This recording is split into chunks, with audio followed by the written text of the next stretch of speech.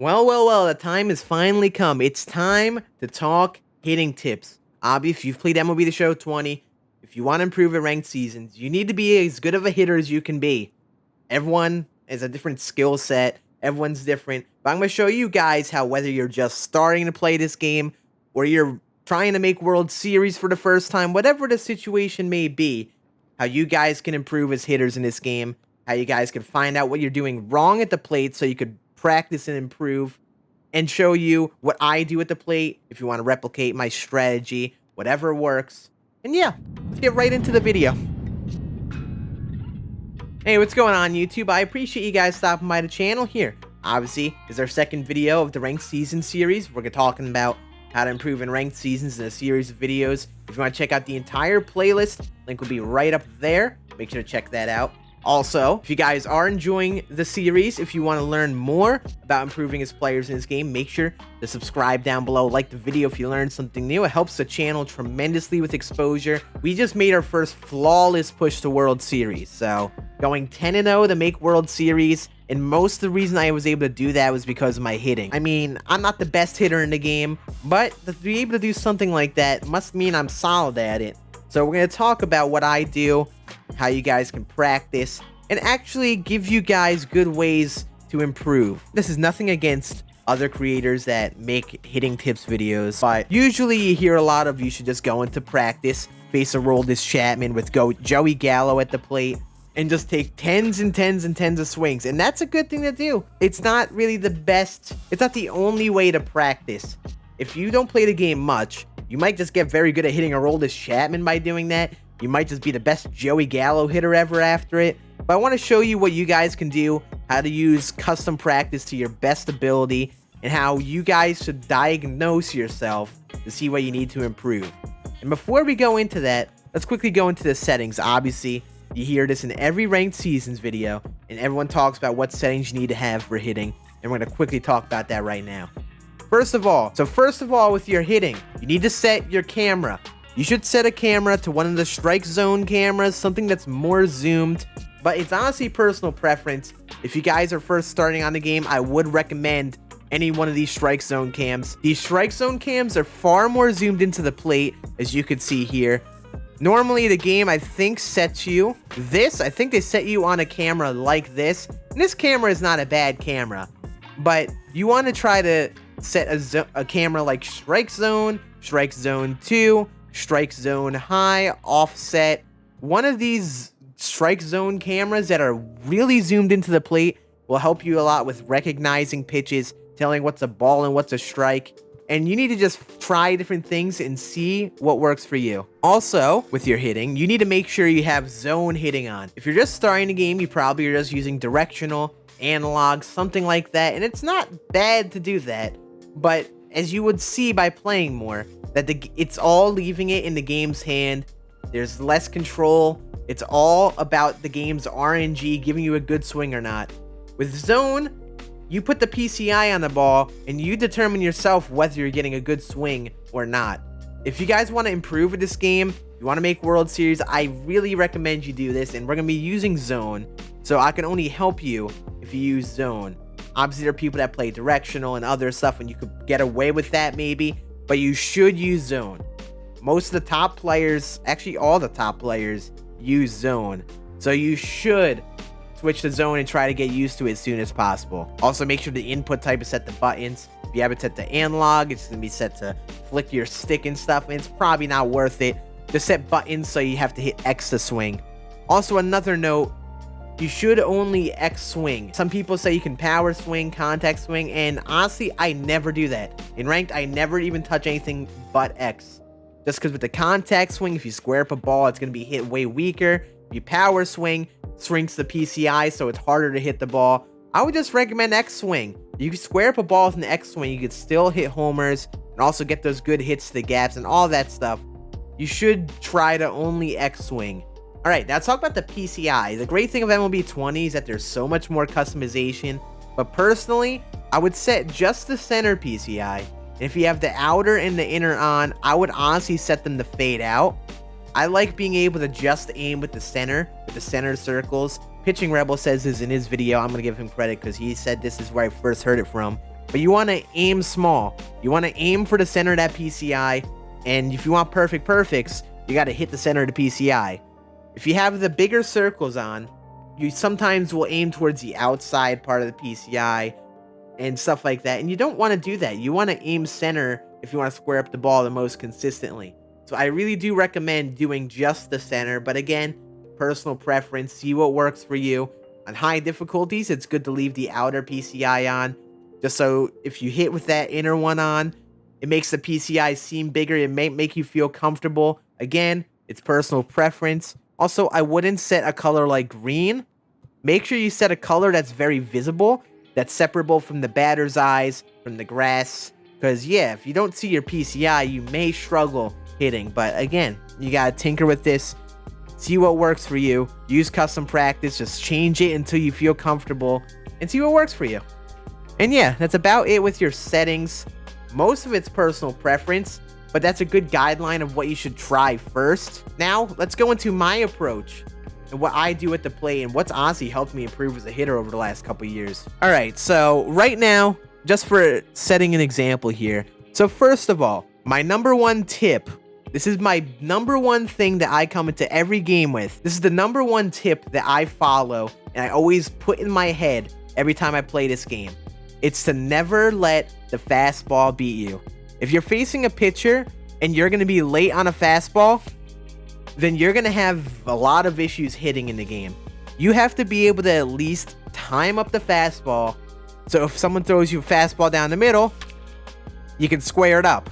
Obviously, it's easier said than done, but when you're hitting, you should try to focus on that fastball. Sit on it.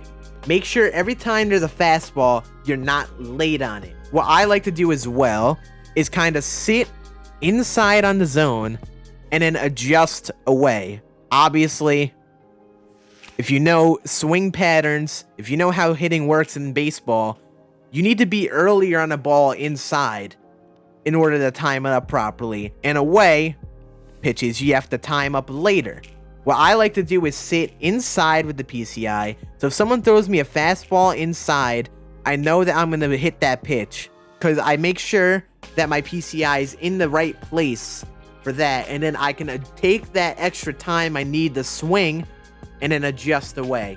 But again, you should be able to be dialed up on a fastball inside. If you're going to be consistently late on a fastball inside, then you're going to very likely struggle in a ranked game. People will pound you inside with fastballs. You're going to struggle. You got to be able to time up a fastball inside and then adjust away. You see how he had more time to react because that was a sinker away instead of inside? Use that little second, that millisecond that you have, and use that to adjust away instead of starting outside with your PCI. And if someone throws you a fastball inside, you have less time to adjust and react. Another good strategy if I'm struggling with just sitting inside, another thing I like to do is start the PCI right on where the pitcher releases the hand. If I'm struggling reading pitches and recognizing what pitch is what out of the hand, this kind of forces me to keep my eye on the ball and track its movement. I'm not even going to swing at these, but you'll see. If you start where the ball is released out of the pitcher's hand, you'll be able to follow the ball with your PCI, and then it's a great way at getting used to reading pitches. Even though I'm not swinging at these, you see I'm ending up my PCI where the ball is because I'm seeing it out of the hand and following it to the plate.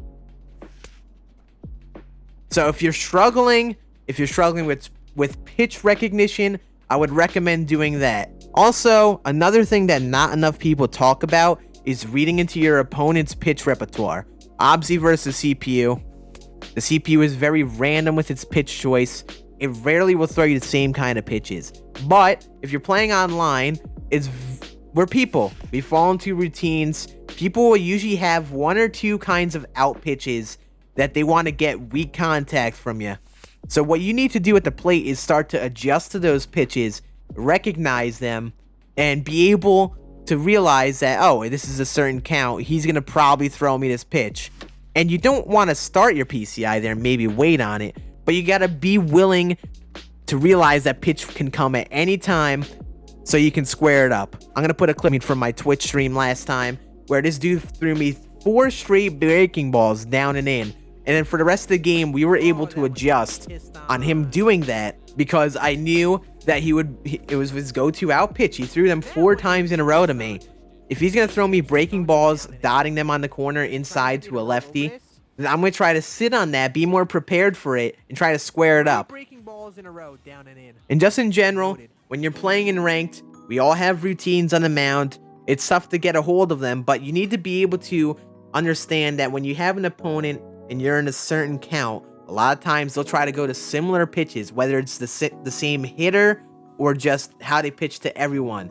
You should have certain pitches that you know are typical out pitches with a certain hitter and try to sit on those. Be able to at least fight those off. I'm going to give you some good examples on my approach with certain hitters. For example, with the 99 Gary Sheffield, for some reason, people like to bust him inside with sinkers. So what do? I like to keep my PCI middle in with him. So if they throw me that middle in sinker, I'm not missing it, I'm not jamming into the ground, or I can even just square it up and hit it out sometimes. Also with Didi Gregorius, again, people like to pitch him inside for some reason. I usually sit inside, wait for an inside changeup breaking ball, and try to make sure I square up that pitch. With certain hitters, just for their stance, for some reason we all intrinsically pitch them in a similar way. So as the plate, you should recognize that, oh, how would I pitch this hitter, and try your best to adjust to that at the plate.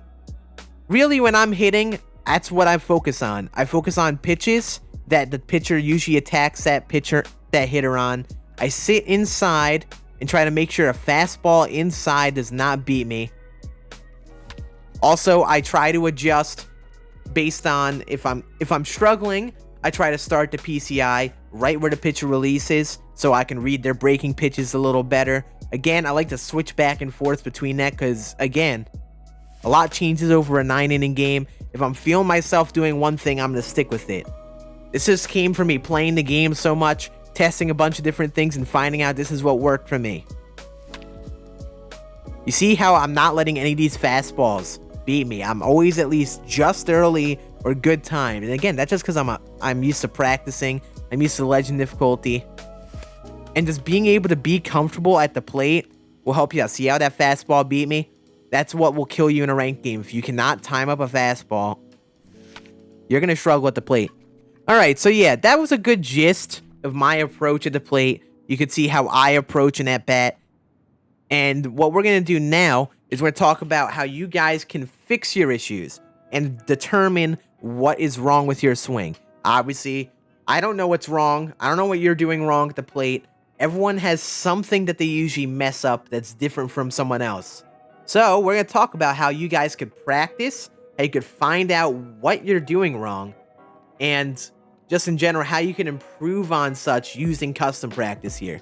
So I'm going to go into some little drills you can take if you want to improve a specific issue you're having. And yeah, let's go into them. So first, obviously in this game, if you play Diamond Dynasty, there are a lot of pitchers that have fastballs, sinkers, and cutters. Those 3 pitches basically dominate Diamond Dynasty, or being able to mix up those 3 pitches in some sort.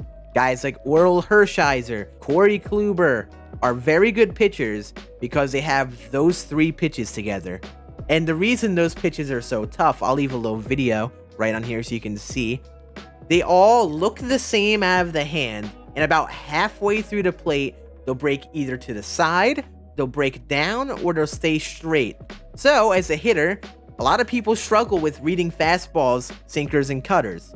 So a great way to practice is to go into batting practice, face a guy like a Corey Kluber, Oral Hershiser, Mariano Rivera, and look for those pitches. Even if you're not swinging at every pitch, try to look at the pitch and try to get a gist of how that pitch breaks. If you're new to the game, obviously you're going to read it fastball out of the hand a lot of times. Being able to look at those pitches and being able to tell the difference between the 3 will help you tremendously. And if you face a guy like Kluber a bunch in ranked seasons and struggle, I would highly recommend doing this because, yeah, if you can hone in on these 3 pitches and practice with these 3 pitches and be able to get used to reading those out of the hand, it'll help you when you face Kluber all the time because, yeah, you're going to have to face him a lot in ranked seasons, unfortunately, and there's not much you can do about it. except for practice and be able to hit those pitches. This is a great way to practice in that.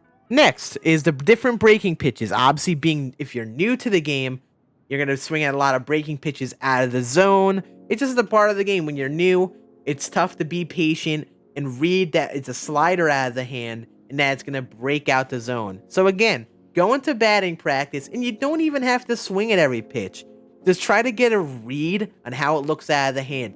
Do what I was doing before. Trace your PCI and try to keep an eye on where your PCI is ending up with the ball. Because again, you got to try to read the movement of these pitches and be able to recognize out of the hand that, oh, this guy's throwing me a slider. I'm spinning on that. So face a guy like a Roy Oswalt, who has a very slow curveball. Face a guy like Chris Sale, who has a pretty good slider, quirky release. Also face a guy like a Hal Newhouser, who has a bunch of different kinds of breaking balls.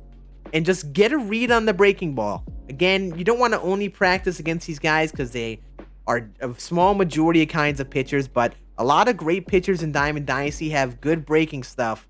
And you being able to get a read on those breaking pitches will help you tremendously on not swinging at pitches out of the zone, being patient and reading those pitches as balls, and being able to battle in at bat more. This is a very obvious one, but if you struggle against a specific pitcher, take some batting practice before you play against that pitcher. If you struggle against Corey Kluber, face Corey Kluber. If you struggle with Rob Dibble, take some batting practice against Dibble. Again, everyone has some pitchers that they really struggle to hit that they face often. Go into batting practice, take some players that you use, and take some swings against them. It's going to only help you. And instead of just taking batting practice against Chapman with dialed up pitch speeds and getting used to his release and his pitch selection, try and fix your struggles that you have with good pitchers. So when you do face them, you have a good idea of what their pitch selection is, how to approach them at the plate. And even though they won't approach you the same as an online player, playing versus CPU will help you read those pitches. So next time you face them, you can tell what's a ball, what's a strike. And in general, pitch recognition is very important. This is a different one.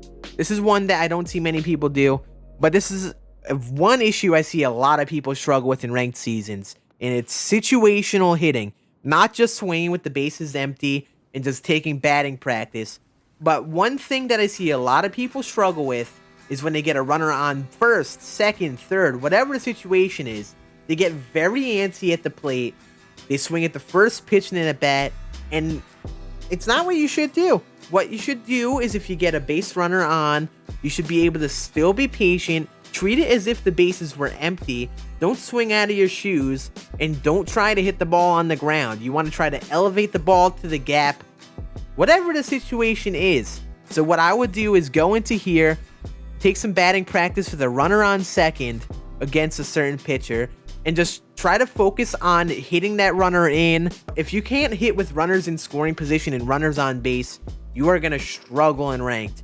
Double plays help me so much because you get antsy hitters at the plate, throwing sinkers out of zone, they get too antsy, and you got to be able to stay collected and wait for that mistake over the heart of the plate and avoid those double plays. There isn't that much more to talk about with hitting tips. Just all I recommend to you is just use this mode to the fullest. A lot of people recommend to face one pitcher on one difficulty, on one pitch speed. This mode is a very useful mode for practicing. And also being able to friendly games with friends, whatever the situation may be, being able to play more practice games and not just playing ranked seasons will help you tremendously. Being able to play with someone and maybe tell them, hey, throw a sinker down the plate so I can read what that pitch looks like. Whatever the situation is, you could really fine tune with this game mode and also just playing with friends and focusing on what your issues are. That's honestly what's helped me the most as a hitter. Normally, just taking batting practice is a good way to help the practice get your pitch timing and swing timing down against the same pitcher, and it's not a bad idea, but really honing into what your issues are and finding out what you're doing wrong, because honestly, if you're struggling in ranked seasons, you should be able to find out what you're doing wrong. Practice will help you be a good player in this game, but you have to practice right. Don't just practice for one scenario. Practice for any situation that you struggle with. Being able to identify what you do wrong in this game and fixing it will help you way more than doing what other people recommend. Because you know what you struggle with at the plate. You just got to find out what that is if you don't know. I appreciate you all watching. If you want to see more Ranked Seasons gameplay with your boy, we're on a top 50 push. Make sure to check out the Twitch link down in the description. I'm new to this whole top player thing, trust me. I know what it feels like to struggle in Ranked Seasons. It's not easy to make World Series no matter what everyone else says, but I believe in you, man.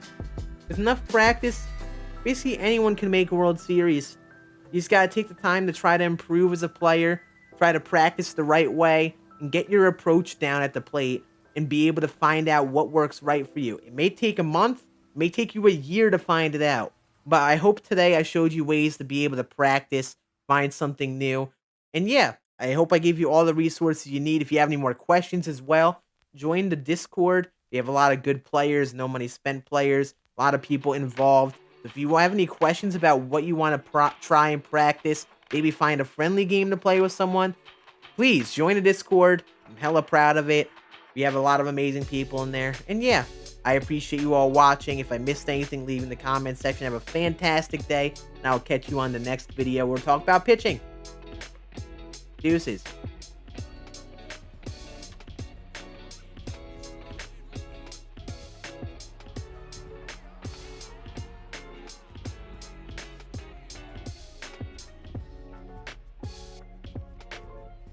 Robbie Cano, don't you know?